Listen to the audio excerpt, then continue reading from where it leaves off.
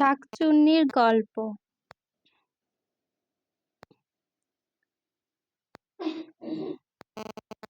একদিন এক সদ্যবিবাহিত ব্রাহ্মণ পত্নী পুকুরে যাচ্ছিল স্নান সারাতে। ওই পুকুর পাড়ে ছিল একটি কদম গাছ। সেই গাছে বাস করত এক শাকচুন্নি। ব্রাহ্মণ পত্নীকে আসতে দেখে সে সাদা কাপড় পরে রাস্তায় দাঁড়িয়ে রইল। ব্রাহ্মণ পত্নী শাকচুন্নিকে অতিক্রম করে যাওয়ার সময় অসাবধানতায় তার শাড়ির আঁচল শাকচুন্নির গায়ে লাগলো। আর যায় কোথায়? শাকচুন্নি তেলে বেগুনে জ্বলে উঠল। ব্রাহ্মণ পত্নীকে আজাকোলা করে কদম গাছের গহ্বরে বন্দি করে রাখল। নিজে ব্রাহ্মণ পত্নীর বেশে ব্রাহ্মণের বাড়িতে উপস্থিত হলো।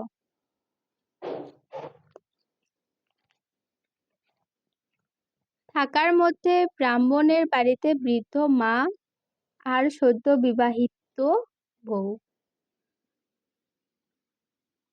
নতুন বউয়ের সাথে বৃদ্ধার সবসময়ই খিটিমিটি লেগে আছে।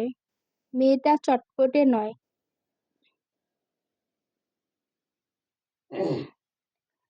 কিন্তু সেদিনের পর থেকে বৃদ্ধা খুব খুশি। হাঁফ ছেড়ে বাঁচল। মনে মনে ভাবল, যাক, এতদিনে তাহলে বৌমার সুমতি হয়েছে। একদিন বৃদ্ধা উঠোনে বসে রান্না করছিল। ছদ্মবেশী শাকচুন্নি বারান্দায় বসে চাল ঝাড়ছিল।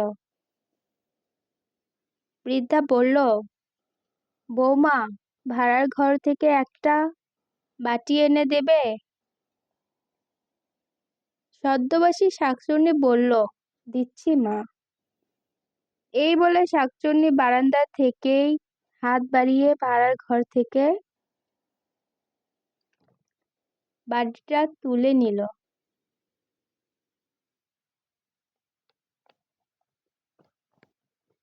ভেবেছিল বুড়ির চোখে কম দেখে, কিছুই দেখতে পাবে না। বুড়ি কিন্তু দেখতে পেয়েছিল। আতঙ্কে সে প্রায় জ্ঞান হারায়। একটু সুস্থ হয়ে ভাবল, নিশ্চয়ই তার বৌমাকে ভূতে ধরেছে। সে তখন বৌমাকে কিছু বলল না। রাতে ছেলে বাড়ি ফিরে এলে আড়ালে সমস্ত ঘটনা খুলে বলল। সব শুনে ছেলে তো ভয়ে অস্থির। বৃদ্ধা সান্ত্বনা দিয়ে বলল, ভয় পেলে চলবে না। যদি জানতে পারে ভয় পেয়েছি, ঘাড় মটকে চলে যাবে। কয়েকটা দিন চুপচাপ লক্ষ্য করতে হবে, তারপর যা করার করা যাবে। কয়েকদিন পর একদিন বৃদ্ধা বলল, বৌমা, শরীরটা ভালো নেই, আজ বাপু তুমি রান্না করো। ওই বাড়ির গোয়ালাদের কাছ থেকে আগুন নিয়ে উনুন ধরাও। ছদ্মবেশী শাকচুন্নি আচ্ছা বলে রান্নাঘরে ঢুকে গেল। বৃদ্ধ উঠানে বসে বিশ্রাম করছে।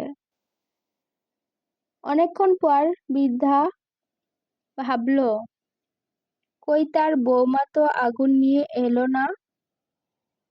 সেই রান্নাঘরে ঢুকেছে আর বেরোবার নাম নেই। একবার দেখে আসি। এই ভেবে বৃদ্ধা জানালায় চোখ রাখতেই হতবাক হয়ে গেল। দাউ দাউ করে উনুন জ্বলছে।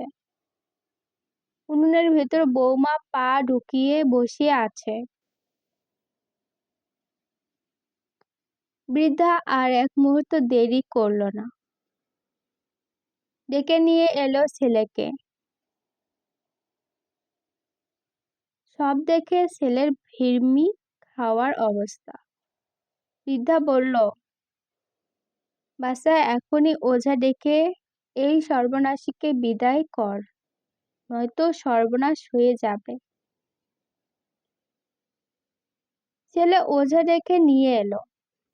সমস্ত ঘটনা শুনে ওঝা একটা পোড়া হলুদ ছদ্মবেশী শাকচুন্নির নামের সামনে ধরতেই চিৎকার করে পালিয়ে যাওয়ার উপক্রম হলো। সঙ্গে সঙ্গে ওঝা চুলের মুঠি ধরে বলল, বল তুই কে? শাকচুন্নি চিৎকার করে বলতে লাগলো, আমায় ছেড়ে দাও, ছেড়ে দাও।